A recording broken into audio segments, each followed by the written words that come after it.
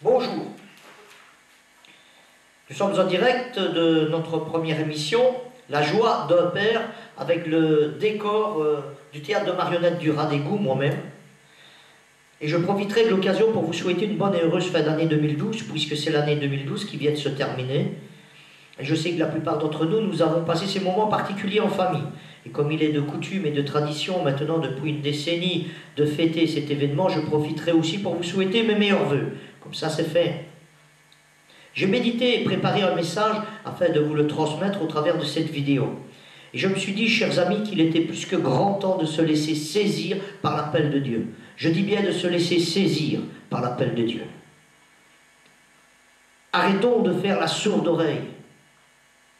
Car Dieu a tant aimé le monde qu'il a donné son Fils unique, afin que quiconque croise en lui ne périsse pas, mais qu'il ait la vie éternelle. Vous trouverez ce passage dans l'évangile de Jean, Jean 3,16, dans le Nouveau Testament plus précisément. Car Dieu a tant aimé le monde. Beaucoup d'hommes et de femmes, jeunes et moins jeunes, ont trouvé la foi en Jésus-Christ en lisant tout simplement ces passages de l'évangile, et leur vie a été totalement transformée. Moi-même, j'en ai fait ma propre expérience en 1985, et ma vie a été totalement bouleversée. Car Dieu a tant aimé le monde. Car Dieu a tant aimé, bien évidemment, ça parle de l'amour de Dieu, mais ça parle aussi de la justice de Dieu qui va de pair. Et c'est vrai que ça peut paraître contradictoire lorsque nous parlons de l'amour de Dieu, de la justice de Dieu, lorsque nous parlons de notre foi en Jésus-Christ, de sa mort, de sa résurrection et de son retour imminent. Bien sûr que ça peut perturber certains esprits. Et je ne suis pas étonné de rencontrer dans la rue des gens qui crient haut et fort en levant même le poing vers le ciel et de me dire « Mais monsieur, Dieu n'existe pas, réveillez-vous, ne voyez-vous pas, n'entendez-vous pas de vos propres oreilles tous ces malheurs qui nous tombent dessus, Dieu n'existe pas. » Tenez, c'est justement la guerre des religions. Plus de 200 pays sont en guerre sur notre planète, il y a des génocides un peu partout. Il y a une violence telle, monsieur. Violence dans nos quartiers, violence dans nos cités, violence dans nos écoles, violence familiale, violence conjugale. Les enfants sont devenus irrespectueux, irreligieux même. Et comme si cela ne suffisait pas, monsieur, il y a le réchauffement climatique avec toutes ces pollutions, tsunamis, pluies torrentielles, épidémies en tout genre. Et j'en passe, monsieur. Pour moi, Dieu n'existe pas. Si Dieu existerait, il ne permettrait certainement pas que tous ces malheurs nous tombent sur la tête. J'ai vraiment peur pour mes enfants, me disait ce monsieur que j'ai rencontré il y a peu de temps. Et c'est vrai que j'aurais pu m'associer à sa colère, à sa révolte, si nous n'avions pas été prévenus. Mais nous avons été prévenus de tout temps. Depuis le jardin d'Éden, Dieu a posé un arbre de la connaissance du bien et du mal. Il a posé des bornes à ne pas dépasser. Il a laissé l'homme libre de choisir, de faire des choix.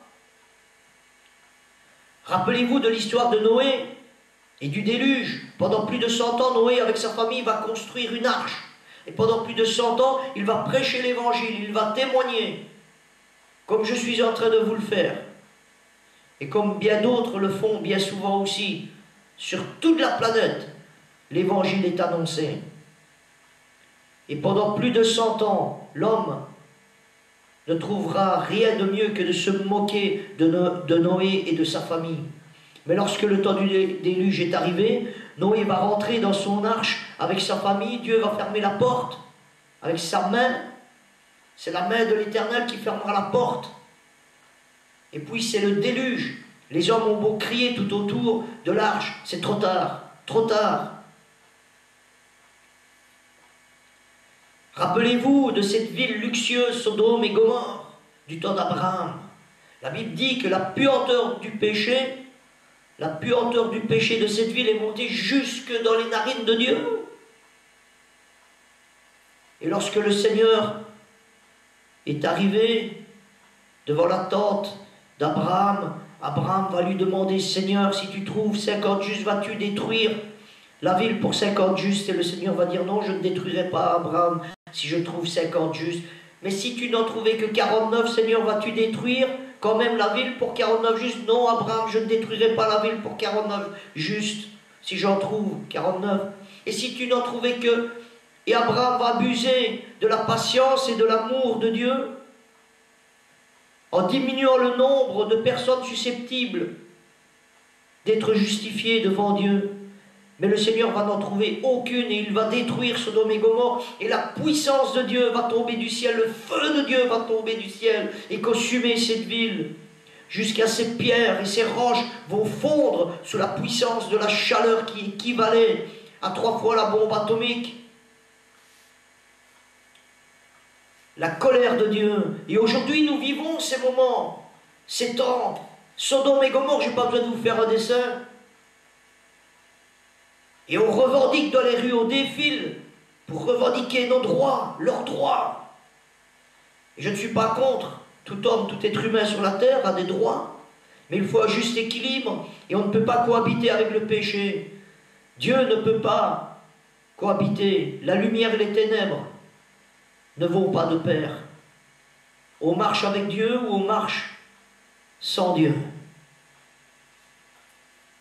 Rappelez-vous, Moïse et tous les prophètes, nous avons bel et bien été avertis, et nous le sommes encore aujourd'hui, par toutes ces prophéties. Mais l'homme, lui, il va tourner autour de la religion, autour de sa philosophie, il va trouver toutes sortes d'arguments pour justement se justifier lui-même et dire que Dieu n'existe pas. Alors il va aller chercher des livres avec Nostradamus et tous ses calculs, et j'y comprends rien, je ne pige rien. On va aller chercher le livre des Incas qui se vend très très bien pour l'instant. Et on va aller voir un petit peu quand sera-t-il de la prochaine fin du monde. J'ai même rencontré une personne qui avait fait ses bagages. Pour aller où? Je me le demande. Ou alors lire le livre, plusieurs livres sur l'évolution, avec aussi la théorie de Darwin. Mais tous ces livres, c'est bien intéressant tout ça, mais rien ne peut changer le cœur de l'homme, la nature de l'homme. Rien, la mentalité de l'homme. Il n'y a pas de certificat médical qui peut justifier le péché de l'homme et sa folie.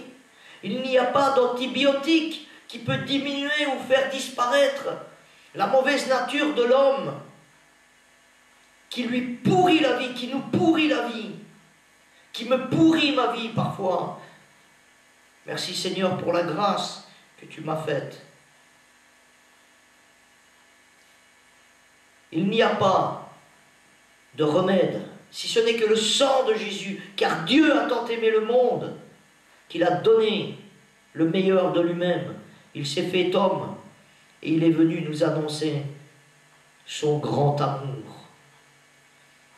Si vous ne croyez pas en Dieu, laissez-moi au moins vous dire qui il est. Il suffirait d'ouvrir la Bible, pas toute la Bible. Non, non, pas besoin de lire toute la Bible, mais dans un premier temps, ouvrir ne fût-ce que les évangiles, le Nouveau Testament, et de lire dans Matthieu 24, lorsque Jésus est en train d'enseigner ses disciples, et lorsqu'un des disciples de Jésus va demander « Seigneur, Rabbi, dis-nous quand ces choses vont-elles arriver, et quand sera-t-il de la fin du monde ?» Et Jésus va leur dire « Ce n'est ni à moi ni à vous de déterminer l'heure, mais Dieu, le Père, lui seul, a un temps bien déterminé. Mais prenez garde, dira Jésus, que personne ne vous séduise. Beaucoup viendront en mon nom, ce seront des faux Christ. Ne les croyez pas, ne les suivez pas. Gardez fermement la foi que vous avez en moi. Gardez les saintes Écritures. Et Jésus dira, vous aurez des signes dans le ciel et sur la terre. Il y aura des tremblements de terre, de plus en plus des famines. Les hommes s'égorgeront entre eux, les enfants seront rebelles à leurs parents. La fille se disputera, s'élèvera contre sa belle-mère, le fils contre son père, etc., etc. Vous entendrez parler de bruit de guerre. Il y aura des guerres. Une nation s'élèvera contre une nation, un royaume contre un royaume. Mais ce ne sera pas la fin. Ce ne sera pas la fin du monde. Ce sera la fin d'un monde. Alors prenez garde. Je reviendrai comme un voleur, dit Jésus. Je reviendrai comme un voleur, le Fils de l'homme reviendra. Et de deux qui seront couchés, de deux qui dormiront, un sera enlevé, l'autre restera. De deux qui seront à l'usine, un sera enlevé, l'autre restera. De deux qui se promèneront en ville, un sera enlevé, l'autre restera. Ça veut dire que certaines personnes ne seront pas prêtes. Inévitablement, elles ne pourront pas partir. Elles ne vivront pas l'enlèvement. Ce sera terrible pour la suite. Car Dieu a tant aimé le monde qu'il nous avertit aujourd'hui, et ce n'est pas tous ces livres philosophiques, théologiques, et même ces écrivains qui ont écrit et qui écrivent encore aujourd'hui pour essayer d'expliquer Dieu. Dieu ne s'explique pas, Dieu se vit, et vous pouvez vivre votre foi en Jésus en lisant la parole de Dieu. Le Seigneur Jésus nous a donné toutes ces informations déjà. Il nous a donné toute une panoplie de renseignements et d'événements qui sont en train de se dérouler aujourd'hui, sous nos yeux. Nous n'avons aucune excuse devant Dieu. Alors pour cette fin d'année 2012, cette nouvelle année 2013, vous pouvez avoir une autre vision, une autre dimension des choses, des plans et de la volonté de Dieu pour votre vie. Si vous acceptez Christ comme votre sauveur, ce n'est pas vous, ce n'est pas l'homme qui va à Dieu, c'est Dieu qui est venu à l'homme en envoyant son Fils unique, parce que nous sommes incapables d'aller vers Dieu. Mais par l'amour de Dieu qui nous anime, par cette pensée de l'éternité que Dieu a laissée dans le cœur de l'homme, nous pousse à recevoir Jésus comme notre sauveur personnel, et nous nous inclinons devant lui, nous reconnaissons notre petitesse, notre misérabilité devant Dieu. Car Dieu a tant aimé le monde, il a aimé le monde. Il a aimé ce qu'il a créé de ses propres mains, du souffle de sa bouche. Sa nature, sa créature que nous sommes. Et comme je disais au début de mon message, nous avons été créés à l'image de Dieu. Mais nous sommes comme un chiffon, chiffonné, rempli d'enduit, de graisse, et jeté dans un coin de garage. Mais lorsqu'on est pris et jeté dans la machine à laver, et que nous sommes lavés dans le sang de Christ, nous sommes purifiés, nous devenons plus blancs que la neige.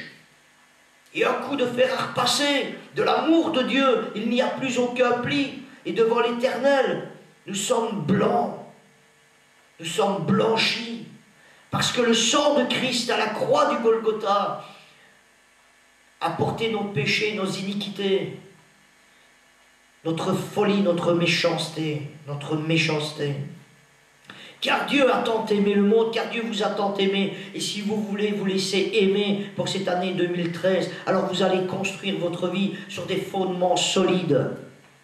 Et vous allez pouvoir avancer et vous connaîtrez l'avenir qui nous est préparé.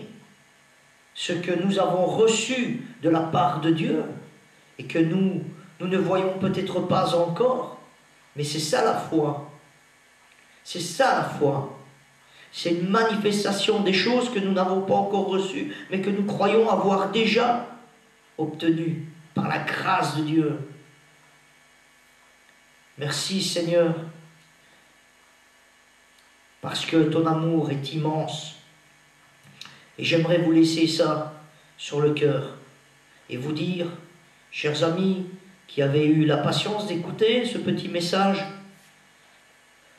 de prendre position et de faire le bon choix et de vous laisser saisir par l'appel de Dieu. Ne bouchez pas vos oreilles, ne fermez pas vos yeux. Ne soyez pas naïfs, Dieu existe. Dieu existe. Que Dieu vous bénisse. Il y aura d'autres témoignages qui viendront ici même dire, des jeunes et des moins jeunes, dire comment ils ont rencontré Jésus. Quelle démarche ont-ils fait? Que s'est-il passé dans leur vie? Plusieurs amis viendront dans cette émission et certainement il y aura d'autres événements. Tout ça est à venir, le meilleur est à venir. Que Dieu vous bénisse Je vous laisse avec ce message sur le cœur. Faites le bon choix, réfléchissez bien. Je vous souhaite une bonne année 2013, que vraiment vous puissiez faire les bons choix dans votre vie. Que Dieu vous bénisse. Et à très très bientôt. Commencez à lire la Bible. Commencez à prier. Commencez à chercher dans le bon sens. Que Dieu vous bénisse.